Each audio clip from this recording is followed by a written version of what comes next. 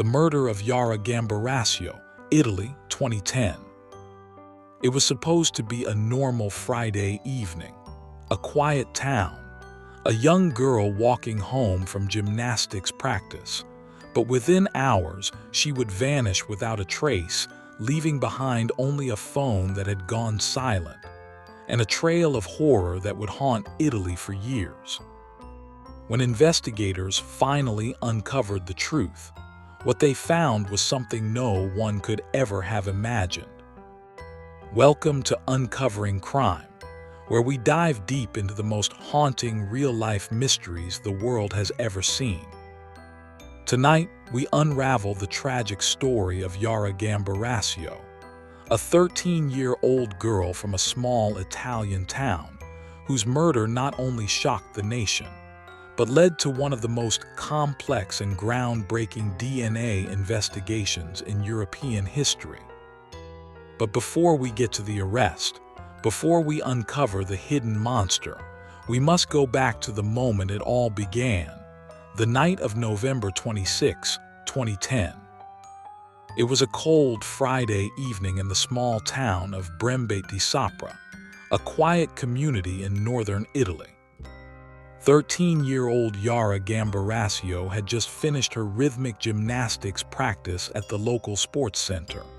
She was polite, shy, and well-liked by her friends. Her coach described her as disciplined and sweet, the kind of girl who always smiled. That night around 6:30 p.m., Yara left the gym.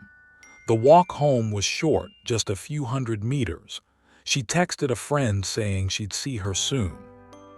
But she never made it home. When Yara's parents realized she was late for dinner, they thought she might have stopped by a friend's house. But as the hours passed, panic set in. Her phone stopped answering. Her friends hadn't seen her. And by 9:00 p.m., her parents reported her missing. Police immediately began searching the small town, combing streets, rivers, and fields with flashlights. Volunteers joined in. Helicopters circled overhead. But there was no trace, not a shoe, not a jacket, not even her phone. It was as if Yara had vanished into thin air. As the hours turned into days, hope began to fade. The story dominated Italian headlines. Posters of Yara's smiling face covered walls across Lombardy. But then something strange happened.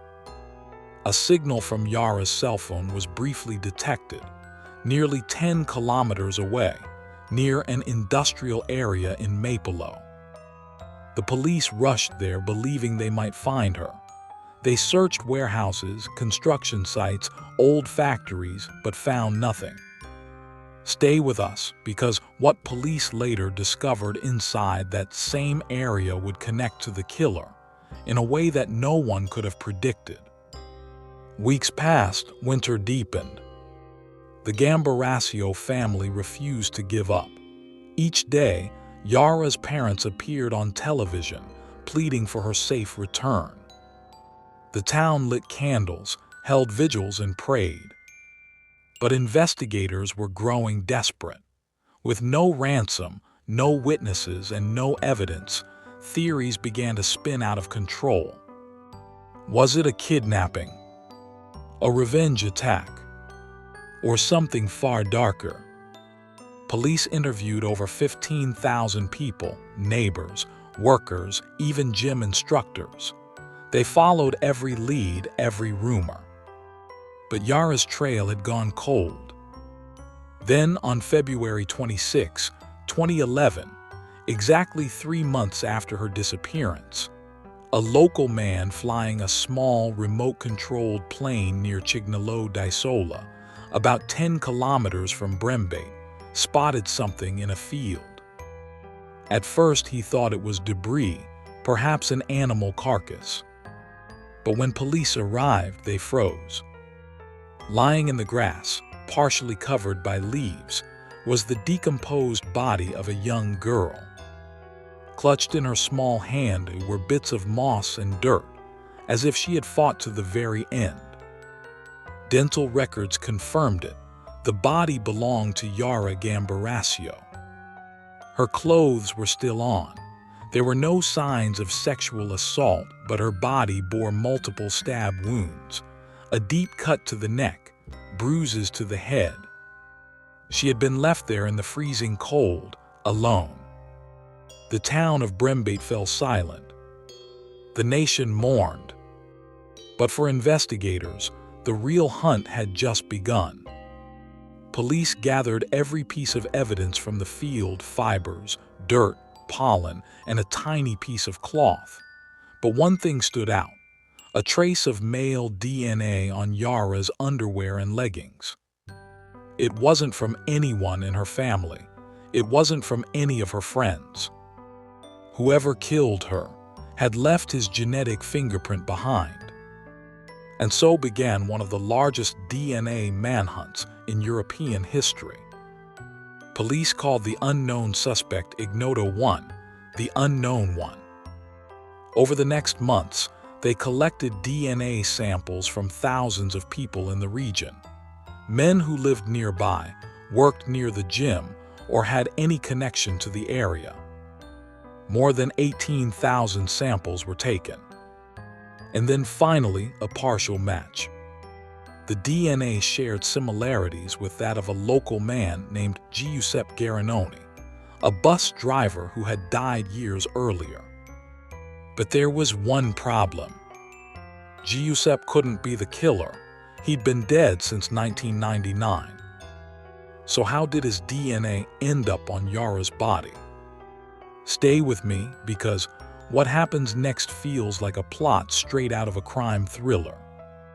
Investigators now believed that Ignoto 1 was likely a descendant of Giuseppe Garanoni, perhaps an illegitimate child. To prove it, they needed to find all possible relatives of Giuseppe, test their DNA, and trace who could share that mysterious genetic link. They went through birth records, hospital logs, and even old love affairs. And deep in the archives, they uncovered whispers that Giuseppe might have had an affair decades earlier with a woman named Esther Arzafi. Esther was married, but she had a son out of wedlock, Massimo Bossetti, a local construction worker. When police secretly took Bossetti's DNA from a used tissue, the results shocked them. His DNA was an exact match to the sample found on Yara's body. Ignoto 1 had a name: Massimo Giuseppe Bossetti. On June 16, 2014, nearly 4 years after Yara's disappearance, police moved in. Bossetti was arrested while working on a construction site in Mapelo, the same area where Yara's phone had last pinged. He was 44 years old, married with 3 children, a quiet man, no criminal record. When police told him he was being arrested for the murder of Yara Gambirasio, he reportedly went pale and whispered, "You've made a mistake." But the DNA didn't lie. The case went to trial in 2015. Prosecutors argued that Bossetti had abducted Yara, attacked her, and left her body in the field. The motive still unknown. There were no witnesses, no direct confession, only DNA. Bossetti's defense insisted he was innocent. They claimed the DNA evidence was contaminated, that it couldn't be trusted after years of exposure. They said there was no physical proof he had ever met Yara. But the forensic evidence was overwhelming. The DNA profile was found in multiple areas of Yara's clothing. Experts testified that the probability of it belonging to anyone else was 1 in a billion. Italy was divided. Half the nation believed the science. The other half believed an innocent man was being framed by a system desperate for closure. Outside the courthouse, protesters held signs reading "Justice for Yara," while others chanted "Free Bossetti." Inside the courtroom, Yara's parents sat silently, their faces pale, drained, broken. They didn't speak to the press. They didn't demand revenge. They only wanted the truth. Stay with us, because what the judge said in the final moments of the trial will send chills down your spine. On July 1, 2016, after months of testimony, the court delivered its verdict. Massimo Bossetti was found guilty of the murder of Yara Gambirasio and sentenced to life imprisonment. In that silent courtroom, Yara's mother wept. Her father held her hand, staring straight ahead. Outside, the crowd erupted, some in relief, others in disbelief. Bossetti shouted, "I'm innocent, I swear on my children," as guards led him away. Years later, his appeals would all fail. Italy's Supreme Court upheld the life sentence, declaring the DNA evidence unquestionable. But even now, Bossetti maintains his innocence, insisting that someone somewhere framed him.